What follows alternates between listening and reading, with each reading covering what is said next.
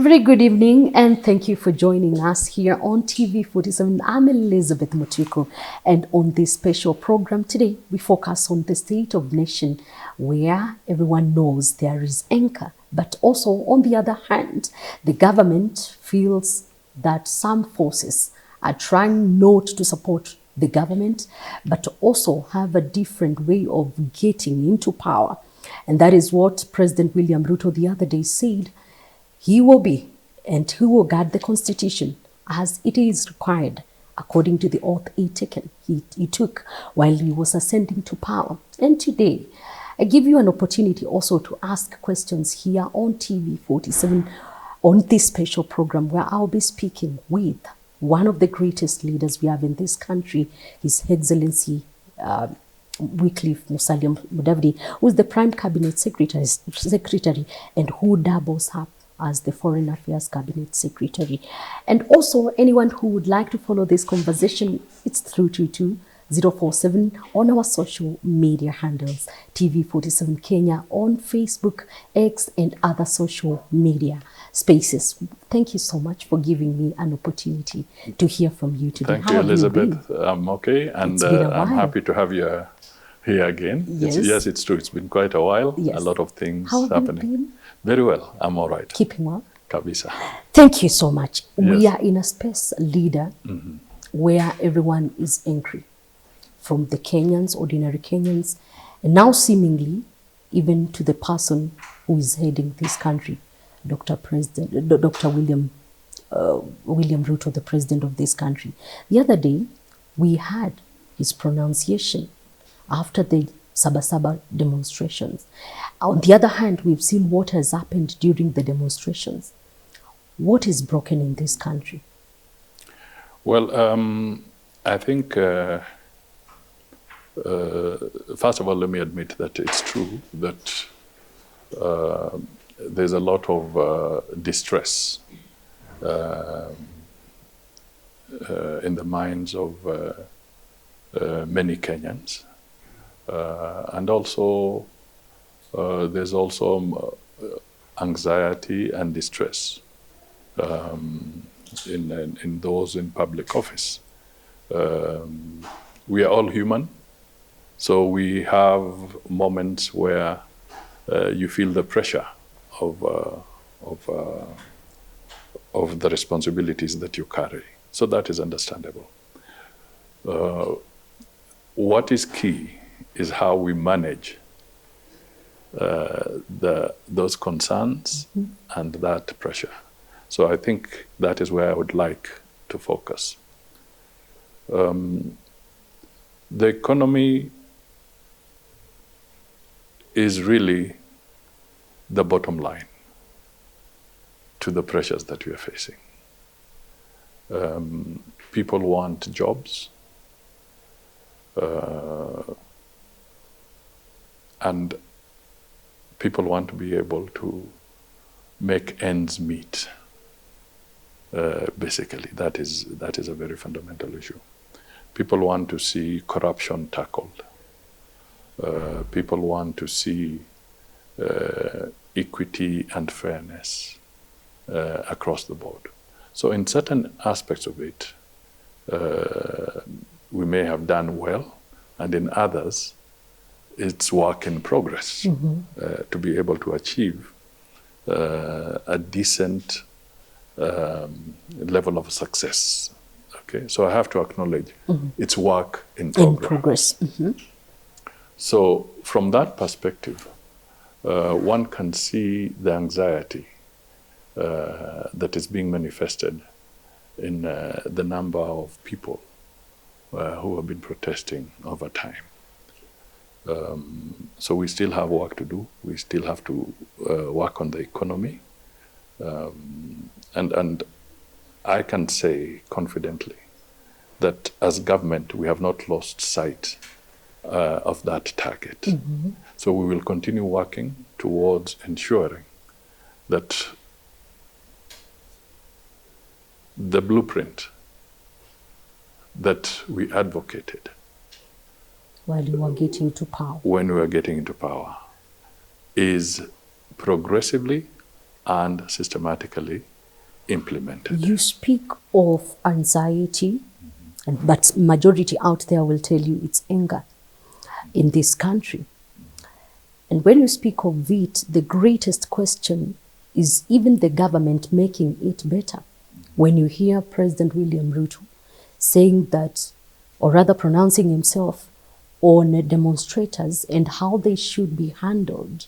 For example, yesterday he said that if you're approaching police stations and also you're destroying different businesses and attacking people, you should be shot the leg, and then we deal with that later. You've been around for quite some time. Is this the way to go to quell the situation? I think let's look at the incidents in perspective. Whether we start from the incidents of 2024, but up to now, but let's look at 2025, and let's look at Sabasaba as an example, because they're the more recent incidents of violence. Nowhere has anybody said that we shall suspend or take away the rights of the citizens to protest, to picket, and to express their displeasure in accordance with Article 37 of our Constitution. Nobody has said that. And we shall continue to defend that so that people can protest, can picket, and can present their petitions to officers or institutions of public authority as required and as envisaged in the Constitution. What we have to agree is that the Constitution did also not state that we have to start seeing violence in the midst of all this. Mm-hmm. So there has to be a balance, all right? The Constitution defines our rights, all right? The government of the day is also supposed to make sure that they guarantee or enforce what is guaranteed in the Constitution. Mm-hmm. Okay. Yes. So when this protests take place, it should be in accordance with the Constitution, so that it is peaceful, but they express their concerns. But what we have seen is peaceful protests degenerating into lawlessness, into hooliganism. Okay, so it happens on 25th. There's a measure of restraint, but also conflict. Mm-hmm. The organizers don't want to really identify themselves. Mm-hmm. They don't want to come forward properly and take responsibility. But in the process, innocent people are getting hurt, both physically, and in some instances life is being lost, but also other people who are toiling to make a livelihood are having their sweat or the proceeds of their sweat being ruined, damaged, and destroyed. So there's a measure of guilt that needs to be handled, and a measure of anger that needs to be handled from both sides. Mm-hmm. Okay, so this was an expression of frustration by the president. Yes, saying that this is getting out of hand. But do you agree with him saying that the protesters or whoever? I think let's take it that he was kind of, in my view, he's trying to say, what kind of message do you people want to understand that it's also not proper to do certain things? But leader speaking to a police force which already has committed I want to call them atrocities against Kenyans, because already in the previous demonstrations, over 30 Kenyans were killed. And in the 25th of June demonstration commemoration and the demonstrations, over other 30 people were killed. And now you are telling them you have also a right to shoot their legs. What will guarantee that? I think the police will know what they can do in terms of being measured and how they handle this. But let me also, Elizabeth, let me just also bring the other side of the coin, you know? Because we seem to talk about this thing as if it's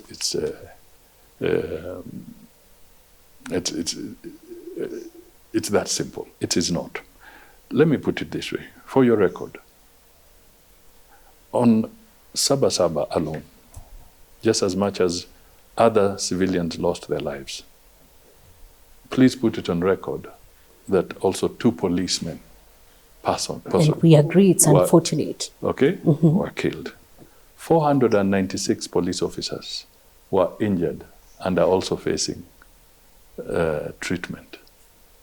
Okay. 9 police stations were raided and damaged. As we speak, 6 firearms are missing from these police stations. Taken away.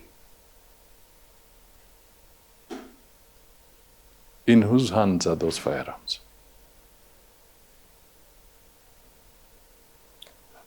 Nothing can... Let's put this so that we have a holistic conversation, because the information I'm giving is information that also needs to get to the public in equal measure, just the way the data you're quoting is coming out. It's also important that Kenyans understand that there is something. Out of these firearms, when you raid a police station, there are 2 issues why you're raiding. Either you want the firearms, or you're going in perhaps with an intention to actually free criminals or something. Let's face it. Why would somebody raid a police station? In a whole protest, you don't raid police stations. But majority of Kenyans who have been killed during the demonstrations, some of them either stray bullets, or even while they are demonstrating, in the recent past, we saw that. But let me go to the other side of it. Yes.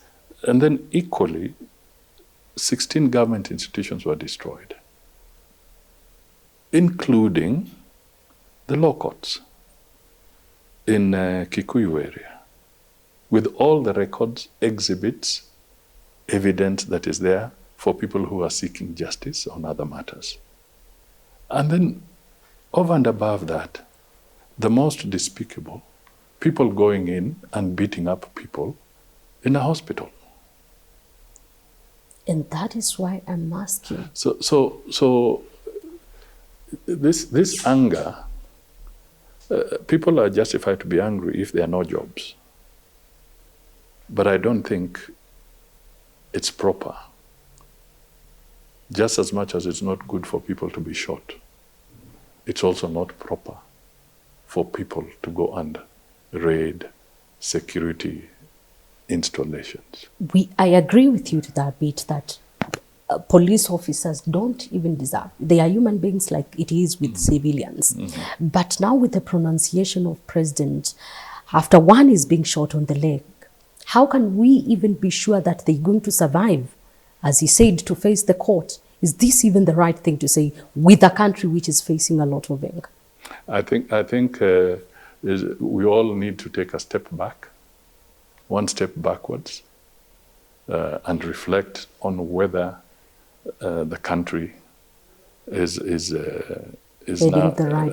the right trajectory. And I must admit that now I've started seeing something that was not apparent for quite some time. I've noticed editorials in some of the mainstream newspapers are now beginning to say that you people, this is not the way forward. For those in the public space, let's listen a little more. For those who are angry and protesting on this other side, let us be realistic. The approach we are pursuing at this point in time is not yielding the kind of results that may have been anticipated. Let everybody take a deep breath and step backwards a little and reflect so that we can move together as a country. There is the question of goonism in the recent demonstrations from the Gen Z, after Gen Z protests, and where we are, even the Sabasaba demonstrations.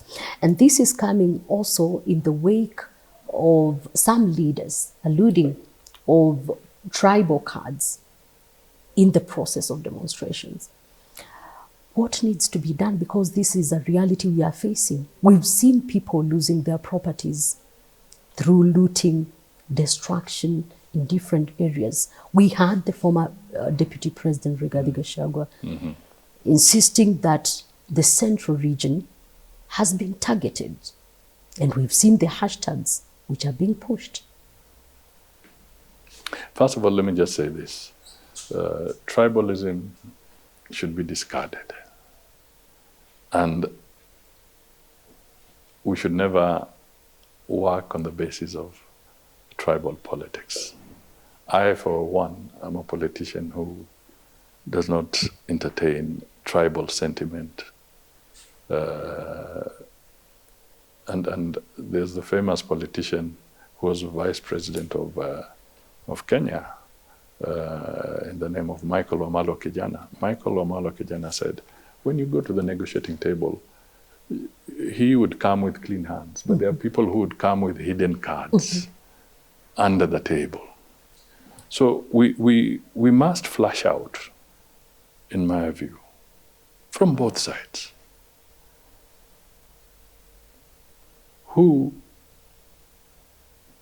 is playing the tribal card?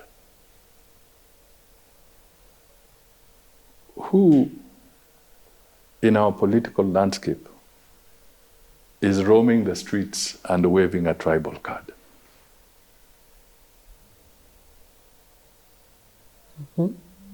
From the political angle. You are seeing regrouping from both sides, opposition that's the point and I'm also trying to, government. That's the point I'm trying to say. Who is doing it? Okay? Now, if we want to be fair, can we also, as we focus and we put the spotlight on politicians who are flagging a tribal card, can we look at other institutions also? Can we look into the media and see who are the journalists who are flagging an ethnic card? Can we look into the religious entities and ask ourselves, who are the tribalists dressed in robes? And that is why when religious robes. I'm starting this interview, I started by asking you, and what is broken? What we are looking at is, we need to reflect, we need to look at our civic and moral fiber. Okay? Let me put it in an interesting way. We talk of climate change. Okay? Perhaps we need something that is now, what is the change we need from the moral perspective? Okay. What do we need to look at? Okay. So when we say that there are ethnic supremacists on rampage, ethnic supremacists on rampage, across the political divide and across our institutions. I think institutions like the National Cohesion Commission must call them out. I think the press must call them out. President William Ruto, Okay. I remember when he was ascending to power, the greatest thing, he said that we will ensure that we work together as a country. And even after broad-based government, he said that he's out to unite the country towards a united country. But then when you listen to him today, sounds more frustrated than he was when he was we were talking ascending about to power. we were talking about the topic of Yes, tribalism. I am coming to tribalism. So where has he manifested tribalism? That is where I'm coming. And that is why I'm saying when you see him today in all regions of this country and the other brigade calling them characters, is he really uniting the country in a certain direction? He's talking to them as personalities. Okay, he did not call them as tribal. President Ruto has not called anybody tribal.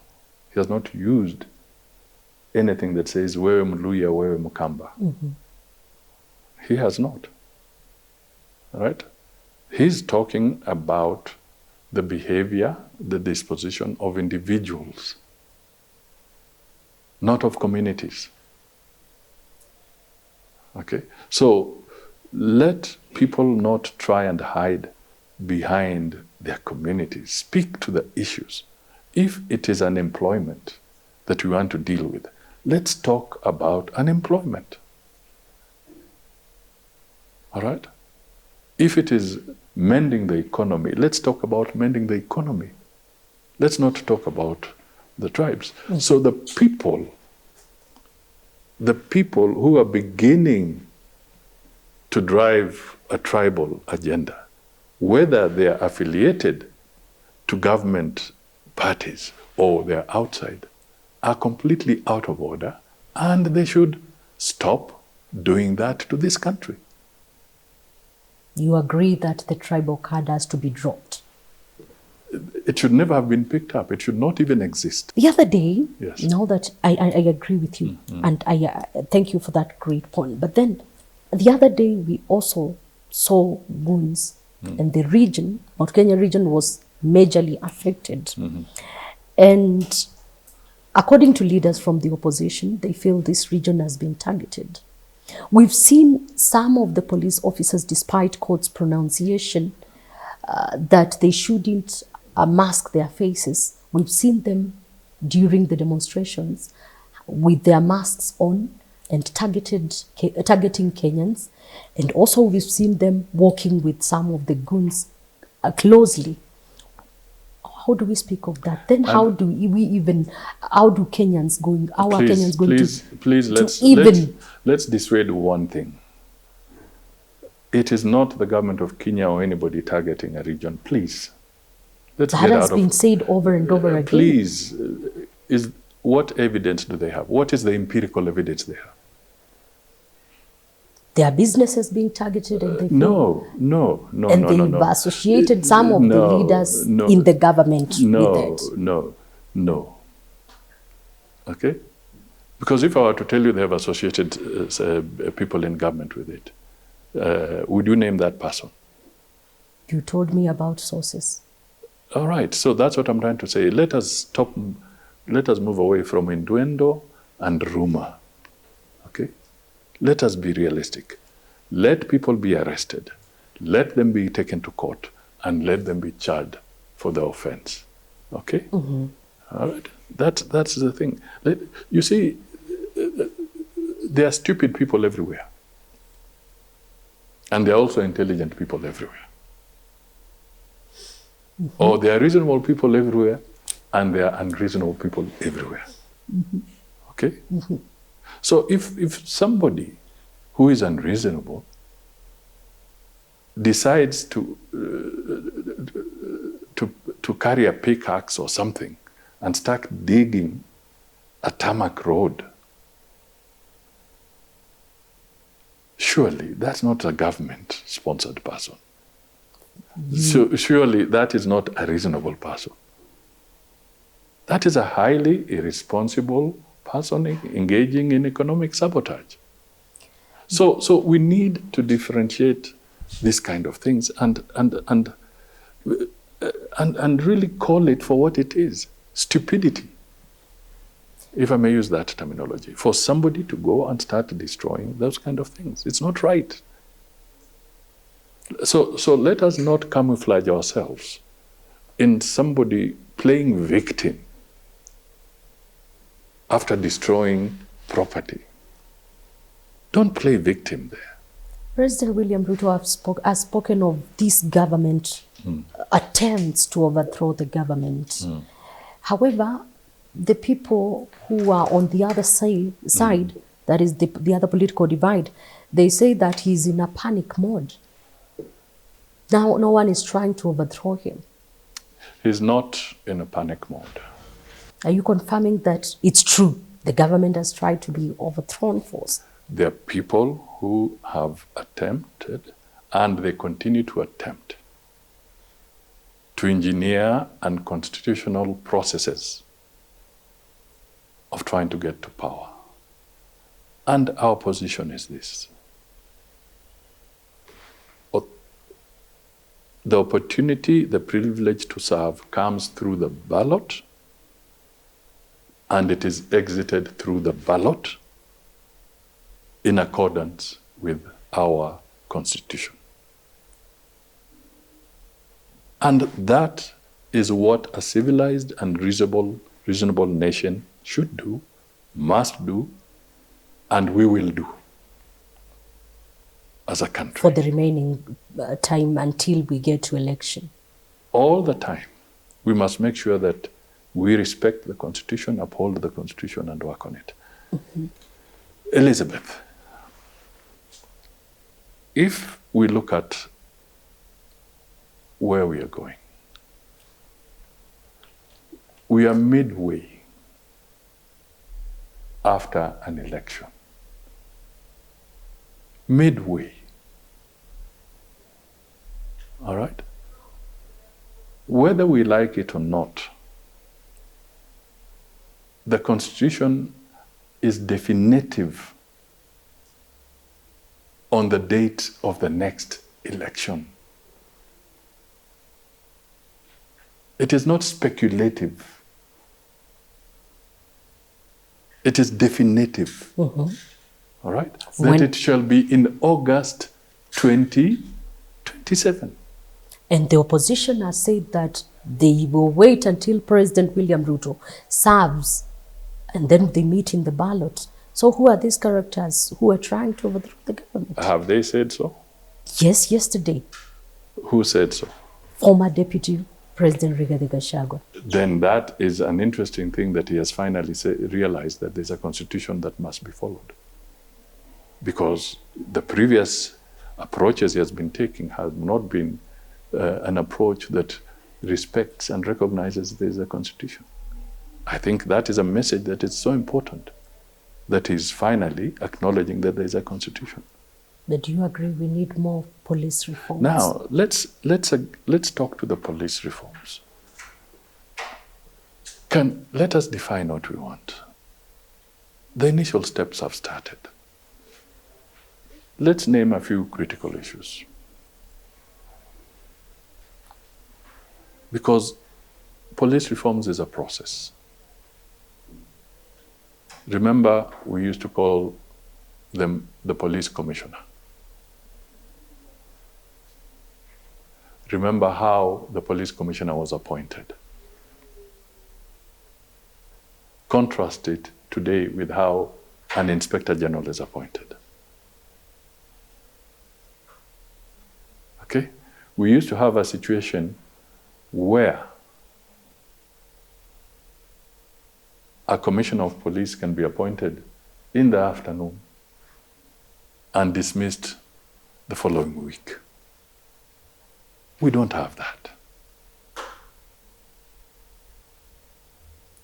We never had a body that used to deal with the oversight of police problems.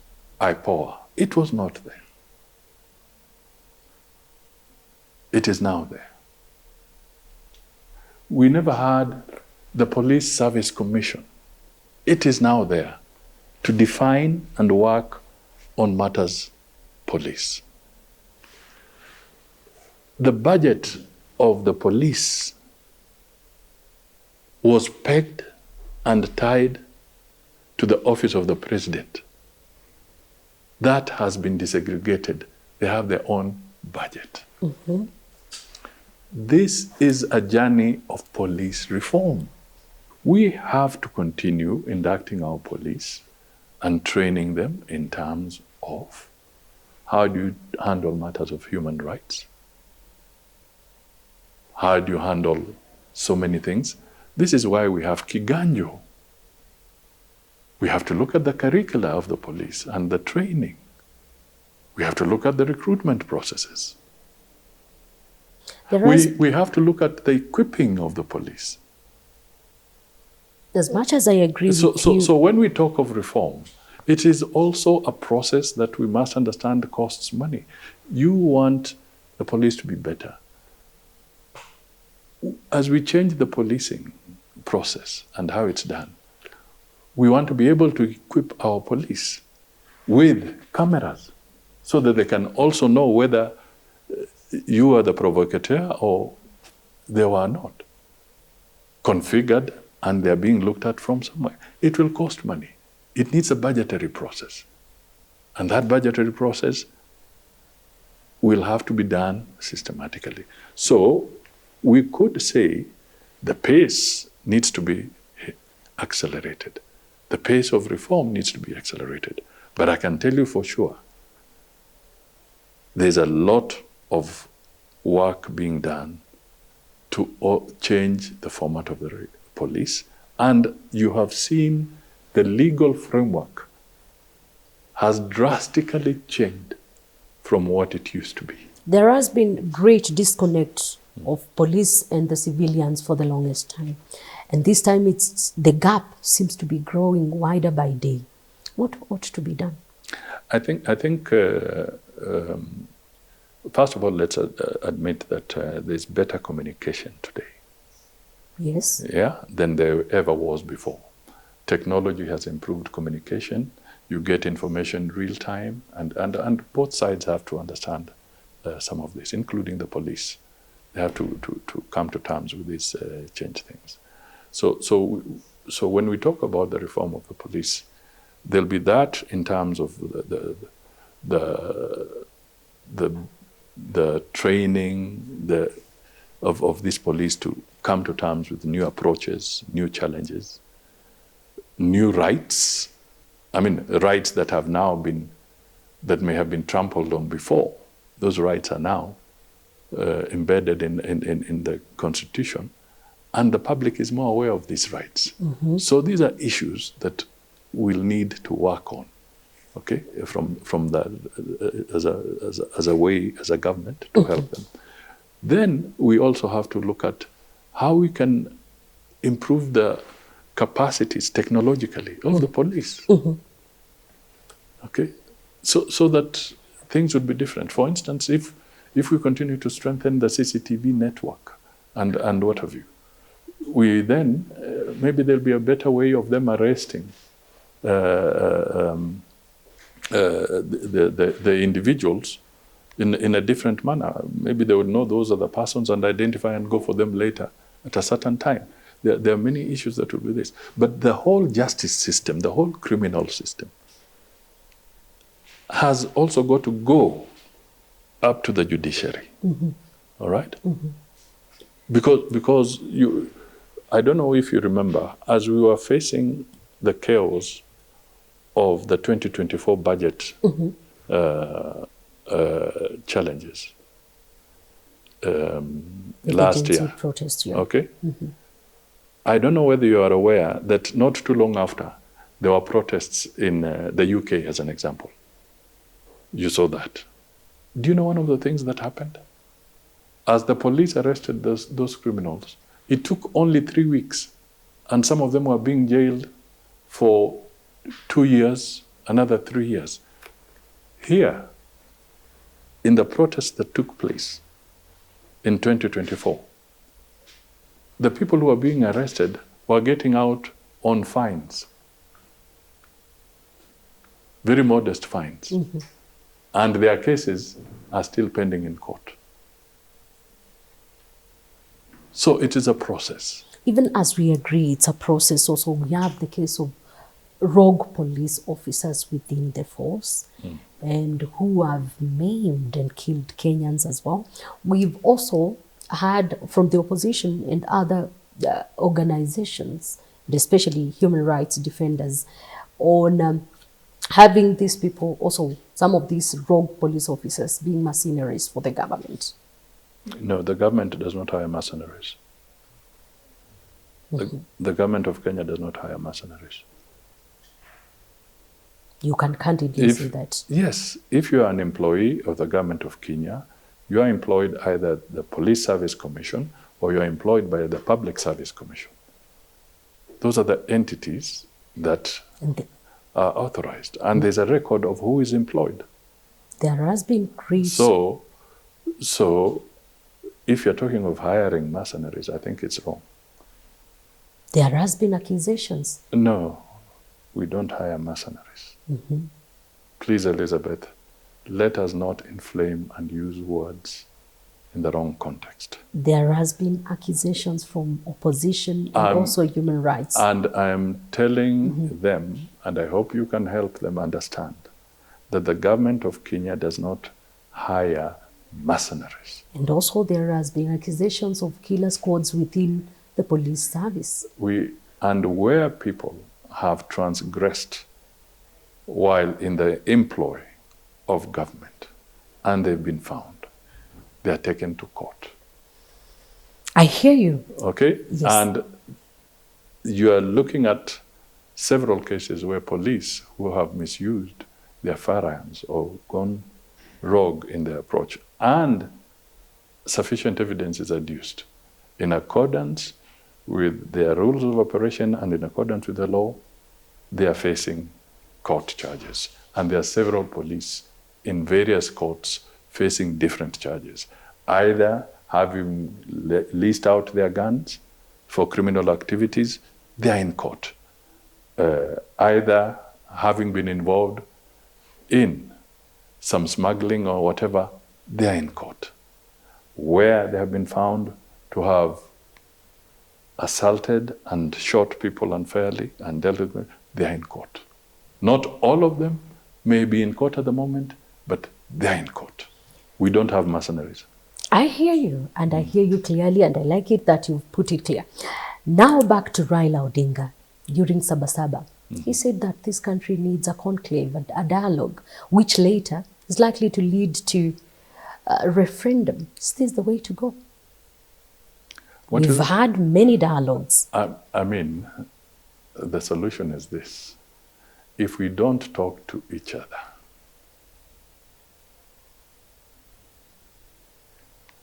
we will now graduate to talking at each other. And then we will graduate from talking at each other to fighting with each other. So the logical thing is to have dialogue. Intergenerational dialogue. You can now talk about the form, the format. That is what we can talk about. But I think it is always important that we resolve our issues through dialogue. Even as you agree to dialogue, who is this person who will lead this dialogue? Owing to a reality of mistrust in this country. That's the point I'm trying to say. Let us debate on what should be the form and the format of such a dialogue. Are young people even willing to hear of dialogues? Because in the beginning of this government, we saw the dialogue. But you see, the alternative is painful. The alternative is painful. The alternative is losing lives in skirmishes that we do not have, we do not want. Sorry, skirmishes that we do not want. That's the alternative. So let us let us be rational people and let us dialogue. No matter what kind of pressure you have, it is always important to have a conversation in order to find the way forward. The government continues to ignore public discontent over matters economy and how to reconcile this optimism with the grassroots. How are you going to do that? We've also heard arrogantly some of the leaders insisting that President William Ruto cannot be a one-term president, no matter what happens. The only time that these decisions will be made is when we get to the ballot. Okay? We shall get to the ballot. But if you are to ask me, as an individual, Musalia Mudavadi as an individual, I will tell you this, that my position is that President Ruto is going to be reelected. Why are you so confident? Because he's making the hard decisions now. And by the time we get to the election,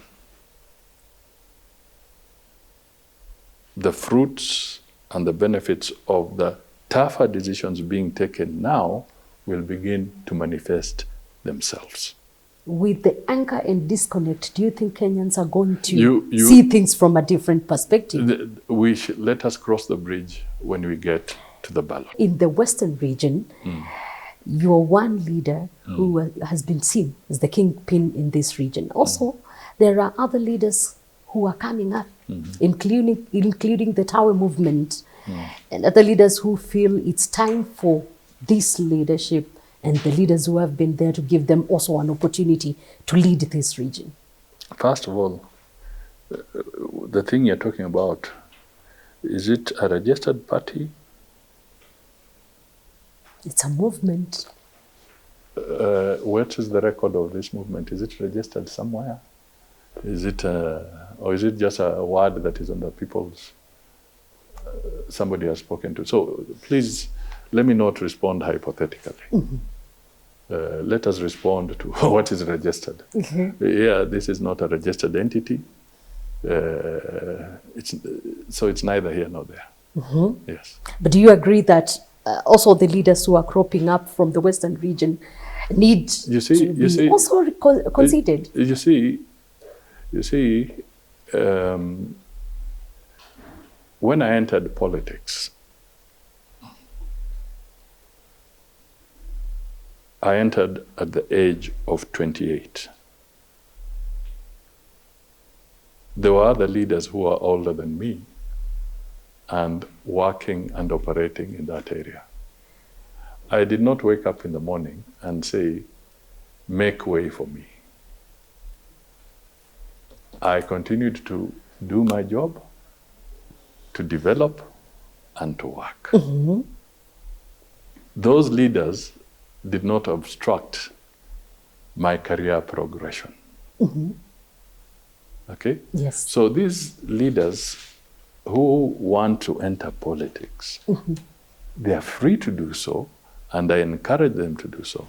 And if they want my mentorship, my advice, I will give it unconditionally. If they seek a hand. But they should know that I do not stand in their way. You are one great leader who has criticized ethnic politics. Correct. Yet your influence stems from Luhya solidarity and the Western region at large. How do you balance the contradiction while advocating for national unity? Everybody is born somewhere. That is why... Everybody is born somewhere. You don't test my patriotism or my nationalism on the basis of from where I was born. It is on the basis of how do I engage and work with other Kenyans. That is the measure that you should be looking at. So having been born in one part of the country or the other, I could have been born in the coast, I could have been born in Mount Kenya, all right? So that one does not arise. I'm very nationalistic. And I've always told people, perhaps the most simple way for us to really appreciate how ridiculous tribalism is when you go to a hospital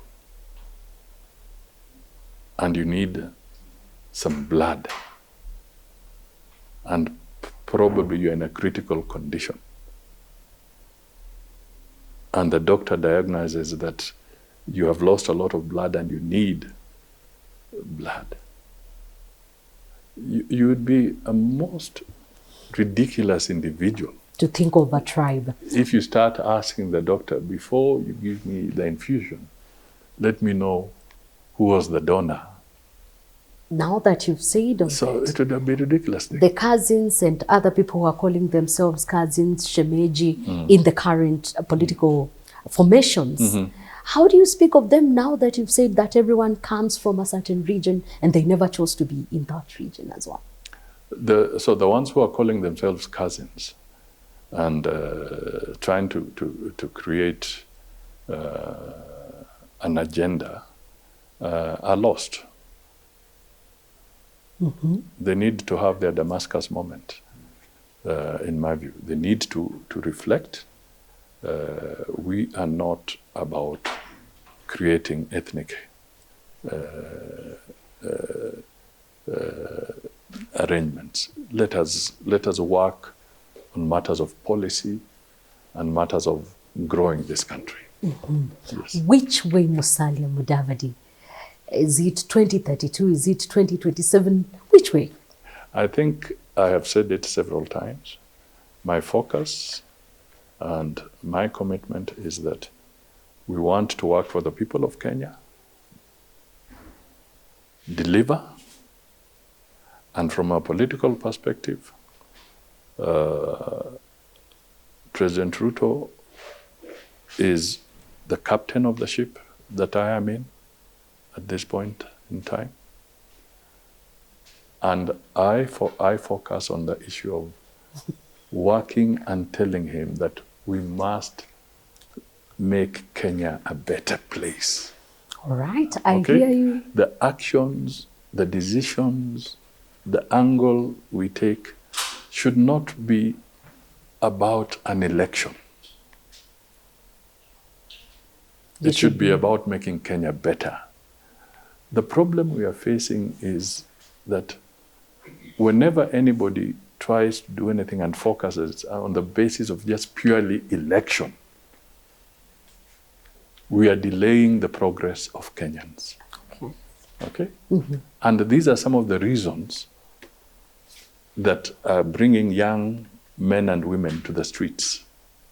Because we came from election and went to politicking. Not only that, because people delayed in making critical decisions. Okay. That is the issue.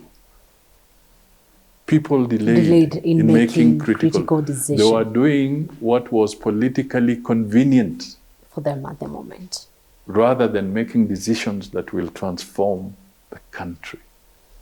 Okay. Thank you so much.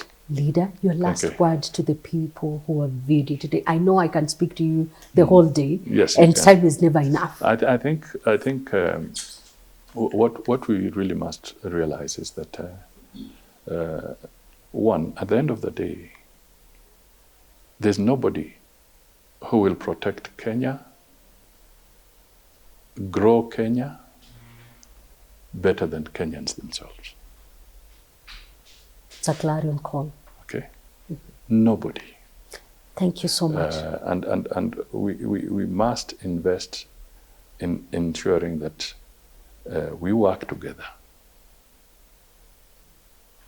and we respect everybody and we provide good opportunity for our young people. And I can tell you, we are committed to that. Someone said better to have a bad governance than not to have a government at all. I don't know what they meant by that, but at least you've given me an opportunity. Those are your words, not mine. But at least you've But for me, the message I want to put across is that let us work towards good governance at all times. Let people be accountable. Let our institutions be accountable, and across the board. Thank you so much for giving me an opportunity to hear from you. Again, I say there comes a time we need sobriety, and I know you bring that on board. Thank you so much, His Excellency. Thank you so much for watching TV 47. It has been a special program with His Excellency Musalia Mudavadi, Prime Cabinet Secretary. I am Elizabeth Mutuku. Keep it TV 47.